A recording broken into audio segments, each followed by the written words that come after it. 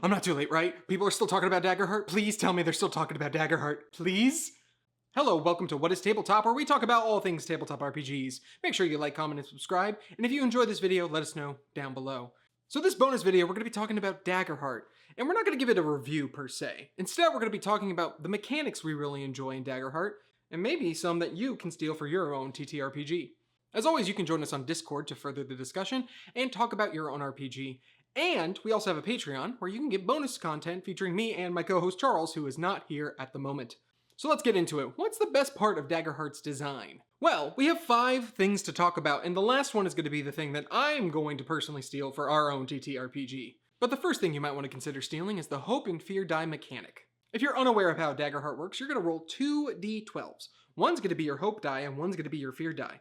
When you roll the 2, whichever one is the higher one gives you a specific resource. So if you roll the higher number on Hope, you're going to get a Hope, which is a thing that characters can use to activate abilities, do really cool things that we're going to talk about later. Fear, on the other hand, is the GM's resource that they can use to add adversaries to the scenes, to do evil things that really ratchet up the tension. And this entire mechanic of Hope and Fear, rolling 2d12s, seeing which one is higher, is a really fun mechanic. It allows for custom successes to happen, so you can succeed at a cost when the fear is rolled. Or you can kind of fail forward when you roll with hope. This mechanic not only allows for that varying types of successes, but it also has the resources built into it that just feel really natural for role-playing to happen. When a player rolls with hope, they're super excited and happy because they have all these new opportunities that they can use it for. But when they roll fear, there is that sense of dread that lingers over them, knowing that the GM now can use that against them. And naturally, the GM doesn't have to use the fear immediately. They can bank it, use it for later.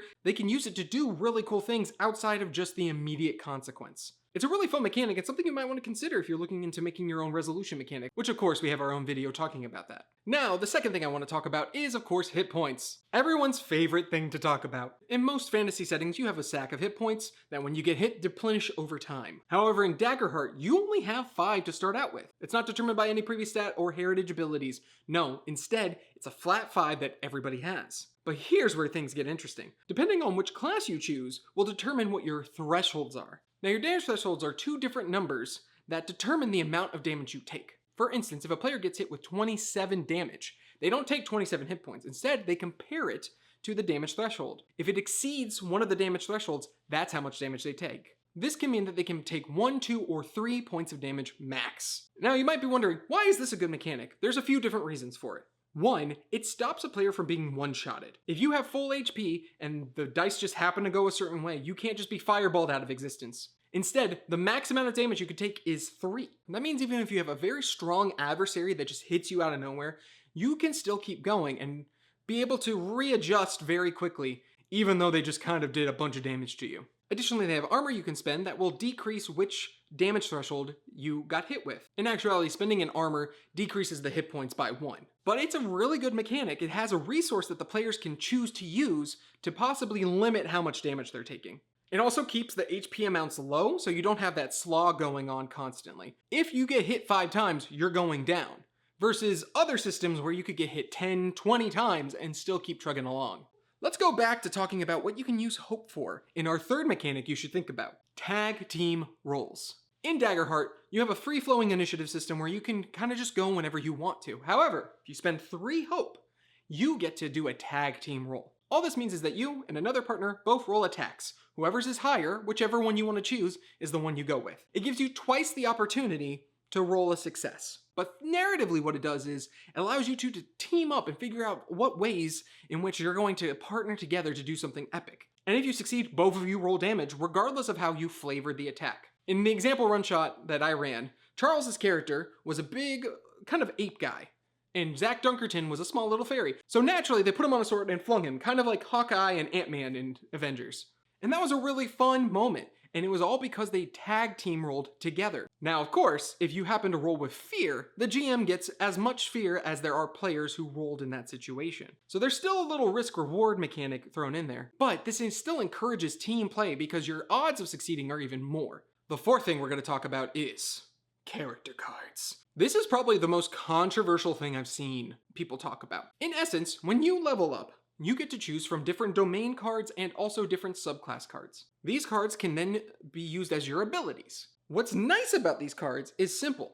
You don't have to write anything down. You just have the card and you're there. Everything's fine. You're not going to have to look into the books to remember exactly what each thing does. You're not going to have to worry that someone wrote it down in chicken scratch and what does it mean that is it a +2, +5? Who knows? Instead, you just refer to the cards that are chosen. It also makes character creation so much quicker. Instead of having to go through the book and we only have one copy, so who knows how long that could take because I have to do it for 4 players, I just hand each of the players the cards, they look through it, they pick the ones they want, and move on. Additionally, they actually do have a mechanical reason for having cards.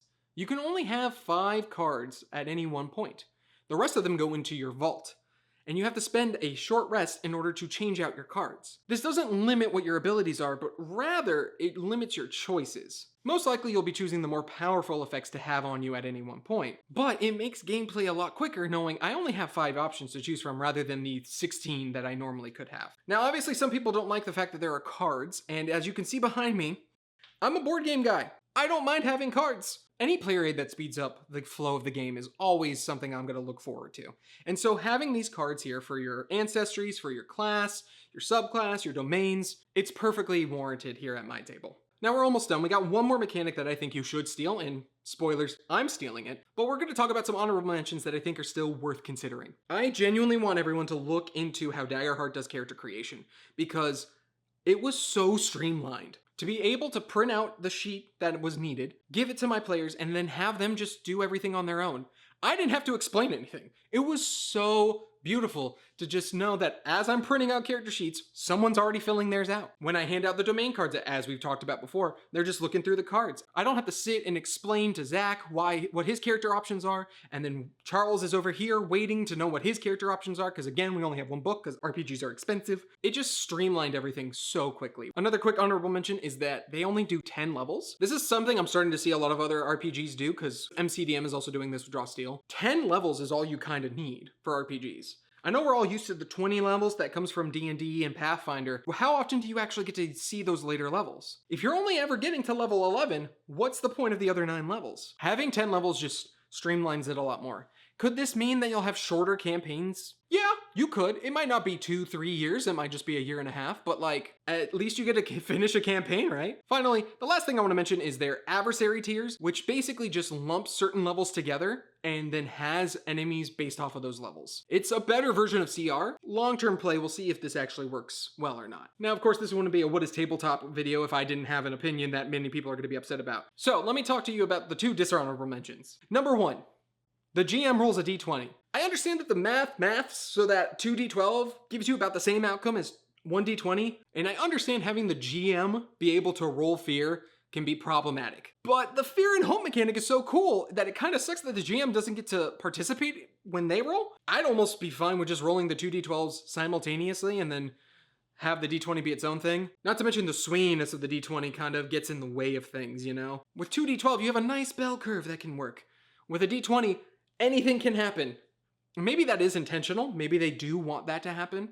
I don't know, but I know I'm not a fan of it, and maybe might be homebrewing that part. The other thing I'm not a fan of is, man, do they not make it easy to know how death works. In our one-shot, Charles went from 5 HP to 0. Now, does that mean that he's unconscious? Does that mean that he's dead? The rules didn't say in the HP section. So we had to figure out what it meant when you hit 0 hit points, because it doesn't just flat out say, when you hit 0 hit points, you die. We eventually found the death rules and figured, all right, when you hit 0, you're just in the death stage. The nice thing is, they give you some options, so you don't just immediately die. You can risk it all, you can go out in a blaze of glory, or you can just kind of take the hit and take a scar. I appreciate that. I'm just not a fan of how easy it can actually be to go down in this game, but how the rules don't tell you how easy it is to go down in this game. Though we shouldn't be surprised that a product from Critical Role doesn't have the dying rules where you think they would be. Looking at you, Kindella. All right, the last mechanic we're going to talk about. The best mechanic, in my opinion, and the one you should steal, because spoiler alert, Charles and I are stealing it too. Campaign frames. There was a little bit of discourse over the last week of how Daggerheart was just a kitchen sink setting. There wasn't any flavor or interest to it. And I commented on those videos saying, have you read the section about campaign frames? The campaign frames are 6 different settings that you can use for your own campaigns. Do you like Delicious in Dungeon? Use Beast Feast. Do you like Soulborn games? Age of Umbra is where you have it. Do you love Shadow of the Colossus and Red Dead Redemption? Don't worry, they got one for that too. They came up with such interesting and unique worlds without having to be tied to one of them specifically. And naturally, each of them have their own mechanics that are specific to that campaign frame. So that means when you're playing Motherboard, there are certain races you can't use. The Clanks are not allowed to be used there.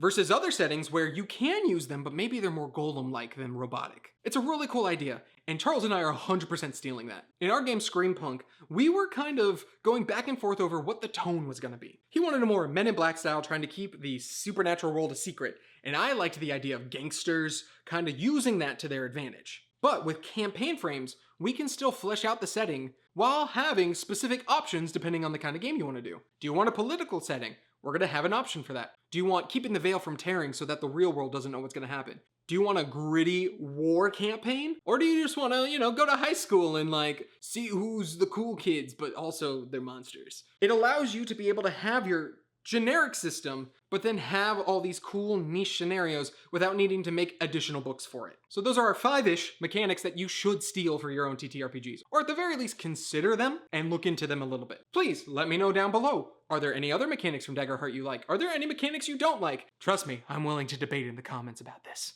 Join us on Discord, join us on Patreon, and of course, if you think that I'm just a Critical Role fanboy, you might want to watch this video about Candela Obscura and see what our thoughts about that are.